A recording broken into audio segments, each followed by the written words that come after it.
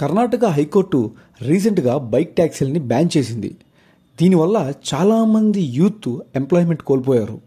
యాక్చువల్గా ఇది ఒక పర్మనెంట్ ఎంప్లాయ్మెంట్ కాదు, బట్ ఇది ఒక పార్ట్ టైం ఎంప్లాయ్మెంట్ లాగా చాలామంది అయితే దీని మీద ఆధారపడి వాళ్ళ జీవనాన్ని కూడా కొనసాగిస్తున్నారు. ఫర్ ఎగ్జాంపుల్, ఒక ఐటీ ఎంప్లాయీ కూడా తన ఆఫీస్కి వెళ్ళి ఆన్ ది వేలో ర్యాపిడో పెట్టుకొని రైడ్ తీసుకోవడము, ఇంకొక రైడర్ని ఎక్కించుకొని దాని ద్వారా పార్ట్ టైం ఇన్కమ్ కూడా జనరేట్ చేసుకుంటూ ఉన్నాడు.